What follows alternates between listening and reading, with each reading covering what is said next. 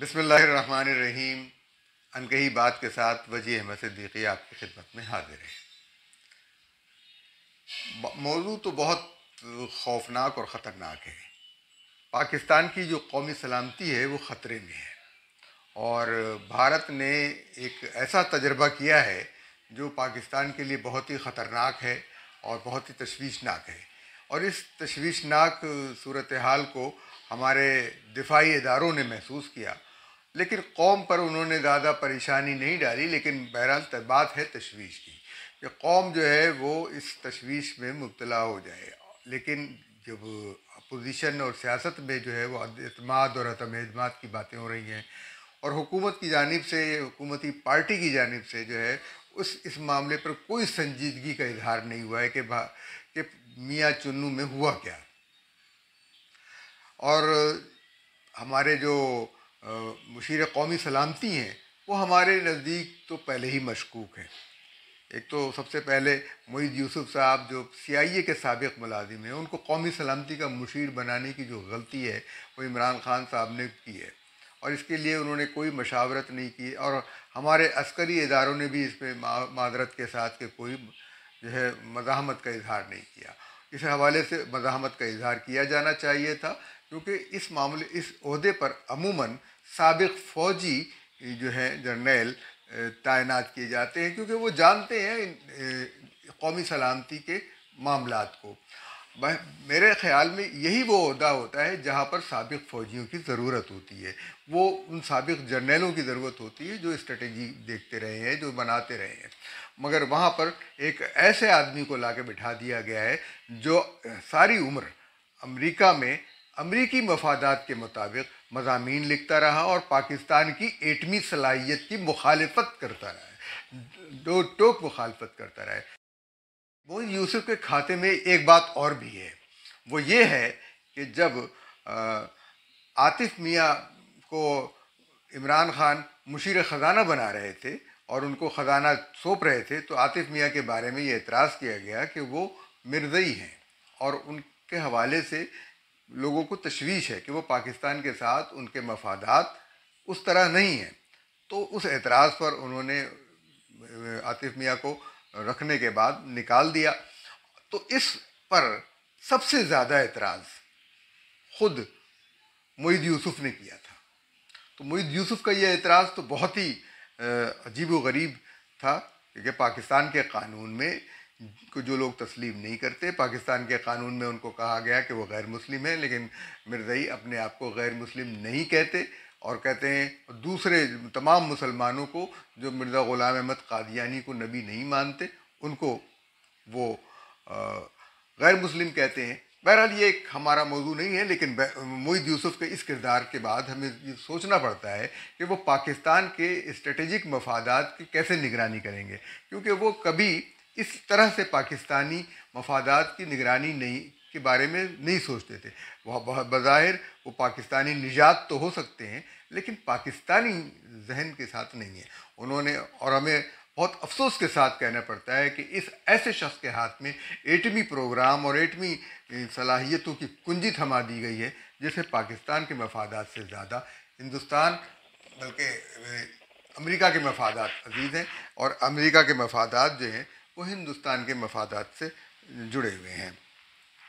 इस मामले में हुआ ये कि जब 3 मार्च को अचानक जो है वो एक मिसाइल जो है वो जा रहा था जनूबी हिंदुस्तान की जानिब, और जब जनूबी हिंदुस्तान की जानिब जाते जाते वो 90 डिग्री की जाविये पर मुड़ा और पाकिस्तान में उसका रुख पाकिस्तान के एक स्ट्रेटेजिक एयरबेस की जानिब हो गया और मियाँ चुन्नू में वो 3 मिनट के बाद गिर गया।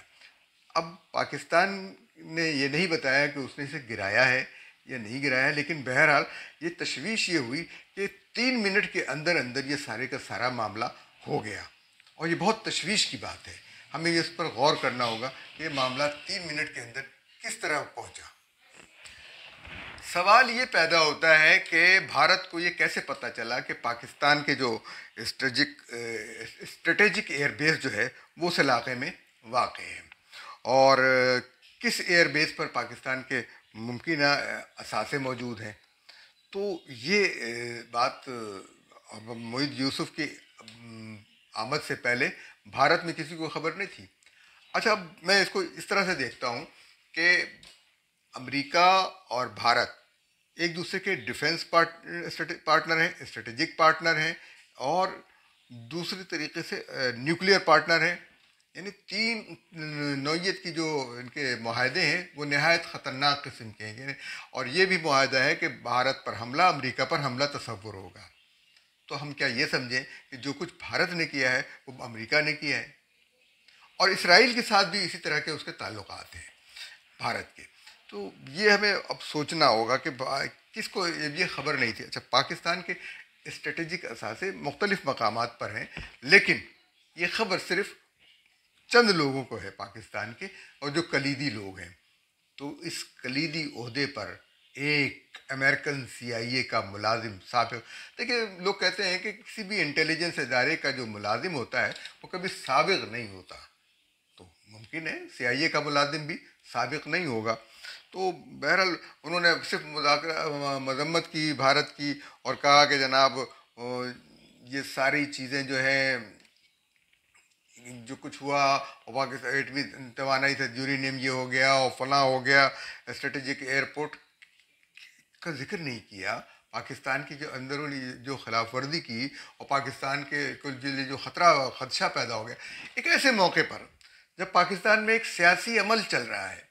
मैं इसको अबतरी नहीं कहूँगा, ये एक सियासी अमल है, जमहूरी अमल है, और हुकूमत इस जमहूरी अमल को दुश्मनी के ज़ुमरे में ले गई है। देखिए, जमहूरी अमल चल रहा है और लोग जो हैं वो परेशान नहीं हैं, लोगों को इसकी परेशानी नहीं है, सिर्फ सियासतदानों को है, हुकूमत को है, और कि वो उनको ये करना है।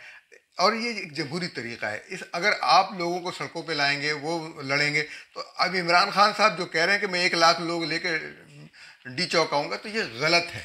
ये उस सूरत हाल को वो ख़राब करने की कोशिश कर रहे हैं, जो इस वक्त अमन व अमान की जो सूरत हाल है उसको वो ख़राब करने की कोशिश कर रहे हैं। मैं इसलिए नहीं कह रहा हूँ कि स्ट्रेटेजिक एयरपोर्ट वाली बात ये जो कुछ है, ये देखें BBC ने अपनी रिपोर्ट में सारा कुछ बता दिया है कि वो कौन सा इलाका था, वो कहाँ जा रहे थे, खानेवाल में मियाँ चन्नू के नज़दीक। ये जब सारी दुनिया को पता चल गया, अब सिर्फ पाकिस्तानियों को नहीं पता चलता। तो जब पता चल ही गया है कि वो कौन सा मिसाइल था, ये BBC ने ये बताया कि ब्राह्मोस मिसाइल था। और भारत का जो ब्राह्मोस मिसाइल है वो एक लोगों ने कहा कि प्राइवेट जहाज़ नहीं है। भारत की वजारत दिफा ने भी कहा कि उनका कोई ऑब्जेक्ट जो है वहाँ जाके गिरा है। ये नहीं बताया कि वो ऑब्जेक्ट क्या था। और हादसाती तौर पर ये पता चल गया, कह दिया गया कि मिसाइल तो है, लेकिन मिसाइल का नाम नहीं बताया गया। टेक्निकी खराबी की बायस जो है वो मिसाइल आ गया। तो टेक्निकी खराबी अगर वो असलहे के साथ होता तो ये टेक्निकी खराबी तो बहुत बड़ा लंबा वो सूरत हाल इसकी हो जाती। देखिए, ब्राह्मोस मिसाइल जो है वो 1998 में रूस के ताउन से भारत ने तैयार किया था, और ये 2 दरियाओं के नाम पर है। एक तो ब्रह्मपुत्रा भारत का दरिया, और दूसरा रूस में बहने वाला, वेस्टर्न रशिया में यानी मगरबी रूस में बहने वाला दरिया मोस। तो यानी ब्राह्मोस ये जो है ब्रह्मपुत्रा है। और ये इसकी जो रफ्तार है 3450 किलोमीटर यानी फी घंटा, 3450 किलोमीटर फी घंटा। तो ये तो पाकिस्तान की रेंज से भी बाहर निकल जाता है। पाकिस्तान तो कोई ज़्यादा दूर नहीं है भारत की उस रेंज से। यानी 1000 किलोमीटर का फासला तो जो वो है मगरबी पाकिस्तान और मशरक़ी पाकिस्तान के दरमियान 1000 किलोमीटर से ज़्यादा का फासला था, तो 1500-2000 किलोमीटर का होगा। लेकिन ये पाकिस्तान की रेंज से बाहर निकला हुआ है। और तो फिर आप सोच लें कि कितनी देर में ये पाकिस्तान पहुंच सकता है। ये 3 मिनट का जो फासला है वो आप सोच लीजिए वो कितनी सलाहियत है। अच्छा, रेडार इसको धोखा दे सकता है, ये मिसाइल रेडार को धोखा देता है। और यही हुआ कि जब वो पाकिस्तान ने रेडार पे देखा कि वो जनूबी हिंदुस्तान यानी साउथ इंडिया की तरफ जा रहा है, तो अचानक वो पलट के 90 डिग्री का उसने जाविया बदला और पाकिस्तान में दाखिल हो गया और वो जाके मियाँ चुन्नू पहुंच गया। अब आप खुद सोच लें कि उसकी क्या रेंज और क्या स्पीड थी। और फ़ज़ा में 15 किलोमीटर की बुलंदी पर रहता है और कम से कम ज़मीन 10 मीटर भी नीचे आ जाता है कि 10 मीटर तक जो है वो परवाज़ कर सकता है, 15 किलोमीटर से 10 किलोमीटर तक। और इसके अंदर 200 से 300 किलोग्राम रवायती हथियार और फिर इसके अलावा आप सोचें एटमी हथियार जो है वो उसके जो है ठोस ईंधन, इसके अंदर बहुत सारी सलाहियतें हैं। अब इसको उन्होंने सुपरसोनिक है, सुपरसोनिक यानी आवाज़ से तेज़ रफ्तार, यानी ये निकल गया और आवाज़ बाद में आएगी, सुपरसोनिक है। और ये यानी धोखा देना, पलट के आना और इस तरीके से, और ये सारी चीज़ें हुकूमत पाकिस्तान ने भी नाम नहीं लिया ब्रह्मोस का, इंडिया ने भी नाम नहीं लिया। लेकिन ये जो है इस ब्रह्मोस का जो इंडिया का डॉक्ट्राइन है कि फर्स्ट अटैक, पाकिस्तान का डॉक्ट्राइन है कि हम रिस्पॉन्स करेंगे, अगर हमारी तरफ कुछ हुआ तो हम रिस्पॉन्स करेंगे। लेकिन इंडिया का है कि रिस्पॉन्स नहीं, फर्स्ट अटैक, ये प्रिएम्प्टिव स्ट्राइक करेगा। प्रिएम्प्टिव जो है ये अमेरिका से सीखा है कि हमें शक है कि तुम मारोगे, तो अब हम इस शक की बुनियाद पर पाकिस्तान के साथ वो सलूक करना चाहते हैं। तो अब मोईद यूसुफ साहब जो हैं वो एक रस्मी रवायती, ये भाई ये एक ऐसा ख़तरनाक माहौल है कि पर पूरी कौम को इकट्ठा हो जाना चाहिए था और इकट्ठा होकर जो है वो भारत को जवाब देना चाहिए। और हम ये नहीं कहते कि जंग शुरू कर दें, लेकिन भारत को कोई ना कोई जवाब देना अब ज़रूरी हो गया है कि इसलिए कि वो ये बहुत बड़ी बात थी जो कि ब्रह्मोस जो है मिसाइल उसने फेंका है, तजर्बा किया है, 3 मिनट का तजर्बा है, पाकिस्तान की तरफ से रिस्पांस नहीं आया, रिस्पांस आने में 3 दिन लगे, 3 मार्च का जवाब 9 मार्च को दिया जाएगा, तो फिर क्या होगा। अब ये बहुत ख़तरनाक है। और ये किसने किया होगा, ये मोईद यूसुफ वगैरह जैसे लोगों ने मशवरा दिया होगा। एक पाकिस्तान में 250 किलोमीटर का फासला वो तय करके पाकिस्तान में गिरा। अब ये देखिए इसको बात बहुत ख़तरनाक बात है कि ये पाकिस्तान के अंदर ये इस तरह से ये आ जाए। और ये आप यूरेनियम की चोरी और ये बात, ये पहली बार नहीं हो रहा है। अभी थोड़े दिन पहले जो है वो देखिए कई मुदाखलतें हुई हैं लाइन ऑफ कंट्रोल पर, वहाँ मुदाखलत हुई है। अब समुंदर में, पाकिस्तानी समुंदर में भारतीय जो आबदोज थी वो आ गई, उसको आपने वापस कर दिया, जैसे आपने अभिनंदन को वापस कर दिया था। ये वापस करना ये तो बुज़दिली थी। सच्ची बात है कि इमरान खान की हुकूमत की बुज़दिली थी। और इमरान खान की हुकूमत बुज़दिल हुकूमत इस लिहाज से भी है कि कश्मीर के मामले में इमरान खान की हुकूमत ने बुज़दिली दिखाई, इंडिया को कोई जवाब नहीं दिया। और जो है वो इस वक्त जब उनकी दुम पे पाँव पड़ा तो वो मोदी मोदी चिल्ला रहे हैं, इंडिया की बात कर रहे हैं। और इंडिया ने अभी जब इंडिया ने मदाखलत की, मिसाइल फेंका है, आ गया है, तो इमरान खान के मुंह से और वज़ीर ख़ारजा के मुंह से कोई लफ्ज़ नहीं निकल रहा है। ये लोग, इनका सिर्फ सियासी मकसद है, दूसरों को गालियाँ देना, वो फ़लाँ मोदी का यार है, फ़लाँ ये।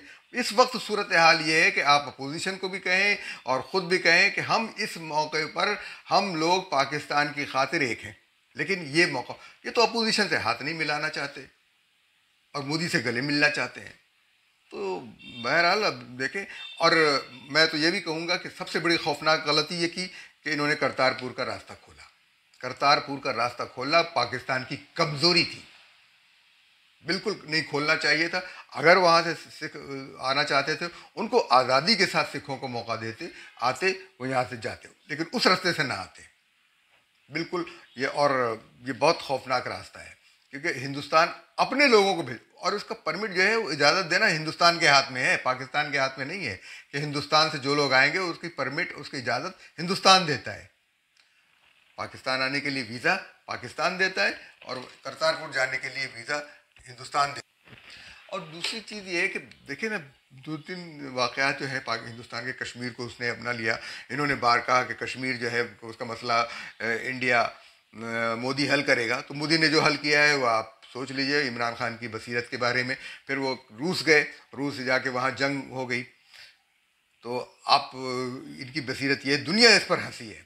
और फिर दूसरी बसीरत ये है कि पाकिस्तान को हाथ पांव बांध के FATF में फंसाया इंडिया ने पाकिस्तान को, आप FATF में खुद फंस गए। आप रिजेक्ट कर देते, मुस्तरद कर देते हैं, जैसे पिछली हुकूमतें करती रही हैं कि FATF के मामला को मुस्तरद करते रहे, ये फंस गए। फिर IMF से निकल गए थे, IMF में फंस गए। यानी आपने इक़्तिसादी तौर पर तो पाकिस्तान को मफलूज कर दिया है, पाकिस्तान के रुपए की कीमत गिरा दी है, और उसके बाद अब हिंदुस्तान ने मौका पाकर ये हमला कर दिया है। तो इसके अफसोस मुझे ये करते हैं कि अब मुझे तो ये कहना है कि इस वक्त दो आदमियों की जो है वो ज़रूरी है वापसी। एक तो इमरान खान, दूसरे मोहित यूसुफ। लेकिन मेरे ख्याल में इमरान खान की वापसी के साथ साथ मोहित यूसुफ की भी वापसी भी हो जाएगी। लेकिन मोहित यूसुफ को तो बहरहाल पाकिस्तान में जो है वो जिस तरह से डॉक्टर कदीर खान को नज़रबंद करके रखा गया, उससे बुरी हालत में इनको रखा जाना चाहिए, क्योंकि इनके पास बहुत से राज हैं, ताकि वो स्ट्रेटेजिक राज जो हैं वो हम उनको तब्दील कर सकें, उन मकामात को तब्दील कर सकें, और मोहित यूसुफ जो है वो बिल्कुल ये है ना गैर मौसर हो जाए। जब तक उनको गैर मौसर वो पाकिस्तान से न जाने दिया जाए। इजाज़त दीजिए, अल्लाह हाफिज़।